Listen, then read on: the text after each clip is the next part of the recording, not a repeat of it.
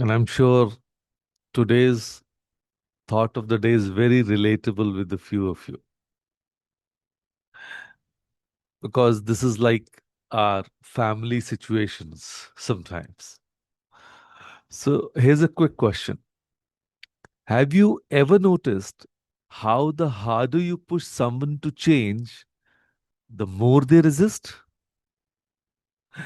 Parents, you've told your teenager 100 times to study seriously. Does it work? Or teenagers, your parents keep reminding you to sleep early. Do you listen? Or friends try to fix each other's relationships with unsolicited advice. Does anyone ever say, "Thank you, that changed my life"? And here's the paradox: the more we try to control someone's choices, the less they are inspired to change. And yet, we keep pushing, lecturing, forcing, wondering why nothing sticks. So, what if I told you there's a completely different way, a way to inspire transformation without saying a single word of advice? So, today we are diving into how to inspire without controlling.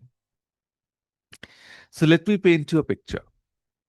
Imagine two candles in a dark room. One candle shouts at the darkness, "Why are you so dark? You need to change. Be bright like me. Here's a 10-step plan." The other candle, it just burns silently, steadily, and slowly the darkness fades. Not because it was forced, but because light simply showed up. Isn't it beautiful? A candle doesn't push the darkness away.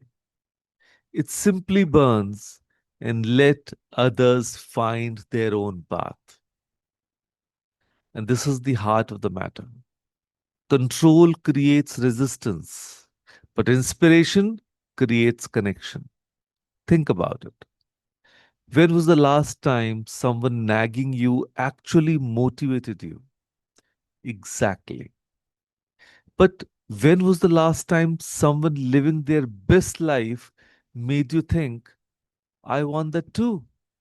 And that's inspiration. And that's the magic of influence without force.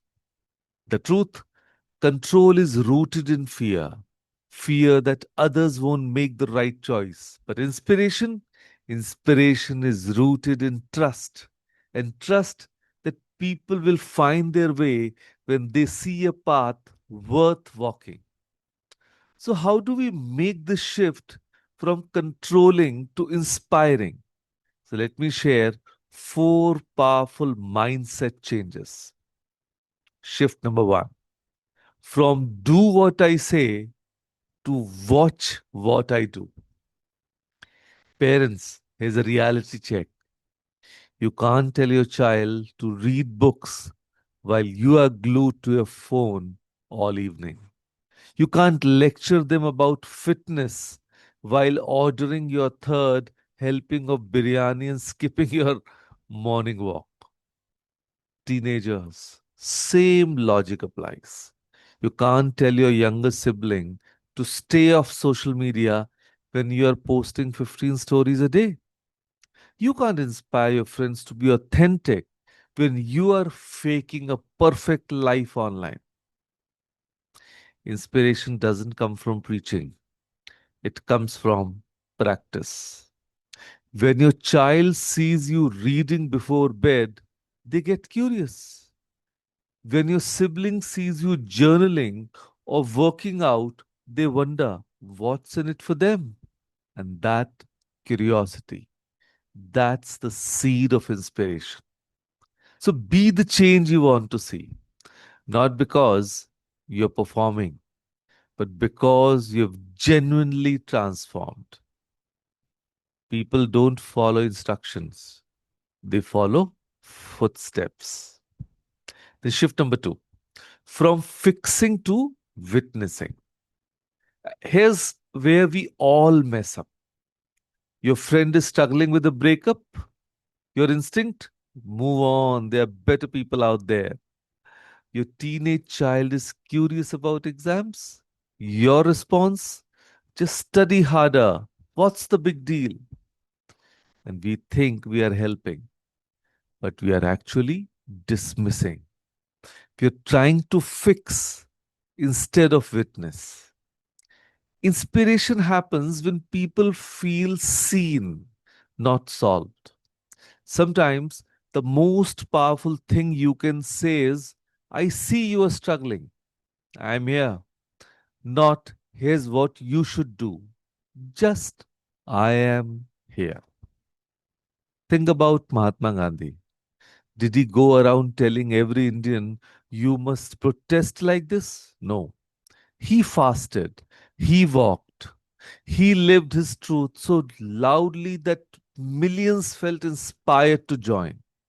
Not forced, not guilted, just simply inspired. This shift number three, from expectation to acceptance. Now, this one's tough, especially in Indian families where we have mastered the art of emotional blackmail disguised as love. Beta, we have done so much for you. Now you must become an engineer. Or I've been such a good friend. Why won't you take my advice? See, you've all been there. Here's the brutal truth. The moment you attach expectations, you kill inspiration. Because now it's not about them finding their path, it's about them walking yours. And many times parents do this mistake. Teenagers do this too. If you really cared about me, you would skip that family function and come to my party. That's control dressed as friendship. Real inspiration lets go. It says, I'll show you what works for me, but you choose what works for you. It trusts that people are capable of their own journey, even if the journey looks different from yours. Letting go of outcomes isn't weakness, it's the highest form of respect. It says, I believe in you enough to let you figure this out and show this same confidence in your kids. And I'm sure they'll excel. Then shift number four, from talking to living. See, we live in a world obsessed with advice. Instagram is full of 10 tips to be successful. YouTube is overflowing with motivational speeches. Everyone's talking, but very few are walking. You want to inspire your team at work? Don't send another email about punctuality. Just be the person who shows up on time every single time, not for applause, but for integrity. You want to inspire your younger cousin to be confident? Don't give them a TED talk. Just watch how you speak about yourself. Do you constantly put yourself down? Or do you apologize for taking up space? Or do you carry yourself with quiet self assurance? Actions whisper what words could never shout. And in that whisper, inspiration blooms. So here's what's beautiful about inspiring without controlling. You set yourself free. You stop being responsible for everyone's choices. You stop feeling frustrated when people don't listen. And you stop burning yourself out trying to change people who aren't ready. Instead, you become a lighthouse. You stand firm in your values, you shine your light, and you trust that those who need to find their way will see you. Not because you demanded it, but because Your authenticity was impossible to ignore. And sometimes, often people won't choose your path, they choose differently. And that's okay because inspiration isn't about cloning yourself, it's about awakening possibility. So when you let go of control, you give others the greatest gift, the freedom to become who they are meant to be, not who you want them to be. So let me leave you with this thought. You're not here to be a drill sergeant, you are here to be a spark. You can't force someone to change, but you can be so committed to your own growth, so rooted in your own values, so genuinely alive in your own journey that others feel inspired to begin theirs. So, your exercise for today, think of one person you deeply want to inspire. Maybe it's your child, maybe it's your younger sibling, or maybe it's a friend or a colleague. So now instead of thinking about what advice to give them, ask yourself, what can I embody instead of impose? If you want them to be disciplined, where are you lacking discipline? If you want them to be kind, where are you holding grudges?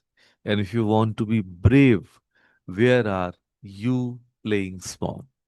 Journal it, own it, and then just start being it. Because here's the truth, people might forget what you said, but they'll never forget how you made them feel. And more than that, they'll never forget who you were when no one was watching. Be the candle, burn bright, and trust the darkness to find its own way to the light. And with that thought, thank you. Thank you, everyone, for joining us today. Thank you.